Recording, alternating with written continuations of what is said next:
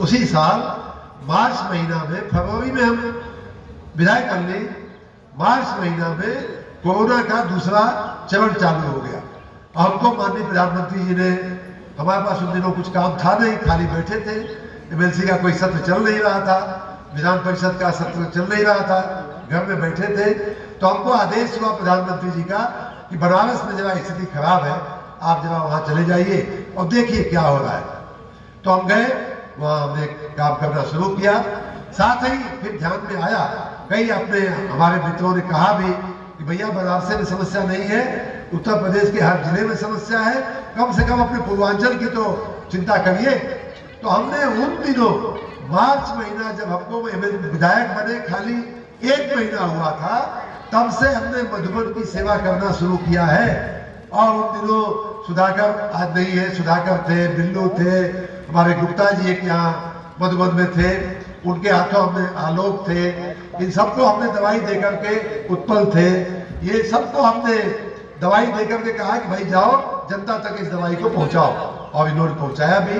बहुत सारी सेवा हुई, सुखी चौरी के दवाखाने को भी हम लोगों ने ठीक कराया। खाली 1 महीना हुआ था, उस समय तो हमको चुनाव लड़ने का सपना भी, अगर हम वो समय कहते ही अपने घरे कि हम चुनाव लड़ा, तो क्या हमारा हालत खुद मालूम है, हम अपने घर से निकाल दिए गए होते। ये पागल हो गया आदमी, अच्छी खासी 2 साल IAS की नौकरी बची थी, छोड़ करके आ गया, विधायक बन गया। अब एक विधायक बना, संतोष नहीं है, अब चल रहा है दूसरा विधायक बनने। हमको तो इतना पड़ती कि आपको मैं बता नहीं सकता। तो लेकिन तभी से हमने कोरोना काल में आपकी सेवा करना शुरू किया। उसी साल, उसी 2 महीने के 3 महीने के बाद जून जुलाई में भयंकर बाढ़ आई थी, और पहली बार मैं विंटोलिया 2021 के जून जुलाई के बाढ़ में मैं विंटोलिया गया था, और वहां जाकर के आपकी सेवा करने का हमने प्रयास किया। उसके बाद के 21 के बाद 22 की बाढ़ में हम आए थे, दोहरी घाट दुबारी आए थे, शहीद इंटर कॉलेज में आपके आचार्य जी आकर के हमने राहत सामग्री बांटा था। 1 साल कुछ बाढ़ का नहीं था, फिर 23 या 23 में हम आकर के दुबारी में, ये आलोक और ये लोग थे, सब लोगों के बीच में हमने बाढ़ पीड़ितों की सेवा किया था। तो ये निरंतर हम कर रहे हैं, निरंतर चल रहा है। जैसा कि राष्ट्रकुंवर सिंह जी कह रहे थे, सैकड़ों सड़कें बनवाई। पहली साल जब हम बाढ़ का पानी देखने आए थे, तो हमसे ये संगर मधेसिया टकरा गए, और यही मधुबन के दुबारी मोड़ पे टकरा गए, और कहे कि भाई साहब जरा रुक जाइए, और रुक गए। मेरा परिचय नहीं था, हमने कहा आप कौन? कहे हम यहाँ नगर के अध्यक्ष हैं। हम कहे नमस्ते, क्या तो कहे ऐसे आइए कि मेरा मन है कि आपको चाय पिलाऊं। मैंने कहा चलिए, हम भी थके हुए, चाय पिला दीजिए। तो एक पता नहीं कहाँ बैठा के हमको चाय पिलाने का प्रबंध कर रहे थे, लेकिन उसके पहले एक चाय पिला के अब 45 करोड़ रुपया लेना, ये तो सुदामा और कृष्ण जैसी कहानी हो गई। सुदामा ने इतना सा चावल देके भगवान से कितना 2 लोग ले लिए थे कि 2.5 लोग ले लिए थे भगवान जाने। वैसा काम संगर मधेसिया ने किया था, और खड़े खड़े बोले, अभी भी हमको याद है उस सड़क का भी नाम, कि मंत्री जी पता नहीं उसी हलवाई के दुकान पे खड़ा किए थे, क्या मामला था। कहे कि देखिए हलवाई की दुकान से रसूलपुर की सड़क, कोई इलाका है आपका रसूलपुर जाने वाली सड़क याद है आपको? अम्बेडकर दीवार की सड़क देखिए बड़ा खराब है। हमने कहा अच्छा ठीक है, विधायक मैंने सुना है, हमको बहुत अनुभव भी नहीं था, हमने सुना है कि कोई विधायक नदी आती है, मैं उसको दे दूंगा। फिर कहे आगे बढ़े, कहे कि आज भाई साहब ये मधुबन में पानी भरने की बड़ी समस्या है। हमने कहा अच्छा कब से समस्या है? तो कहे नहीं, कब से तो नहीं कहा जा सकता, जब से देश आजाद हुआ है तब से है, या उसके पहले से भी होगी, अंग्रेज जब थे तब भी नहीं होगी ना। जब अंग्रेजों ने यहाँ के सम्मानीय शहीदों को गोलियां चलाई होगी तब भी ये समस्या नहीं होगी। आज हम जाकर के शंकर उस पे शहीद द्वार पे माला अर्पण करके आए हैं, शहीदी धरती है, मैं सबको नमन करता हूँ। लेकिन ये समस्या उस समय की नहीं होगी।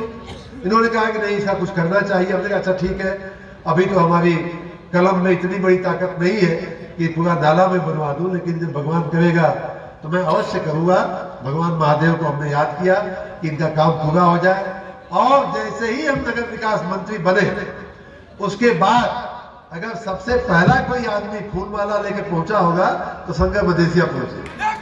आप कहे कि फूलमाला तो हम फूलमाला पहन लिए हम कहे ये लगा था कि फूलमाला इतना आसान ना सस्ता नहीं है।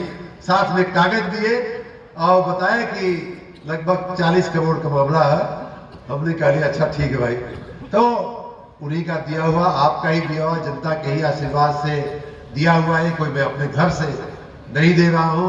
नाथ सकल संपदा तुम्हारी, मैं सेवक समेत सुत नारी वाली भावना से जीने वाला मैं व्यक्ति हूँ। ईश्वर का ही, सरजू माता का ही दिया हुआ ये सब है।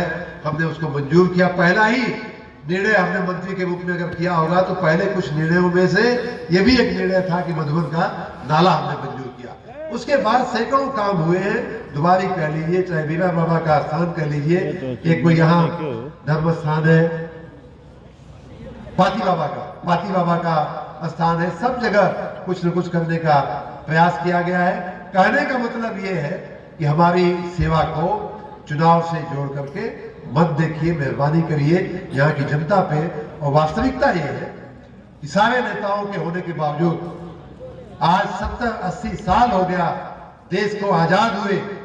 मैं भी एक विभाग का मंत्री हूँ, 2 विभाग का, राज्य सरकार का हिस्सा हूँ, भारतीय लोकतंत्र की व्यवस्था का हिस्सा हूँ।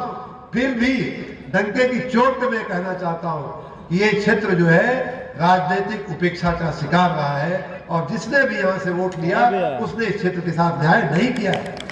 और नहीं तो आज ये विक्टोरिया के लोग सरजू नदी में कटान हर साल कटान होती है।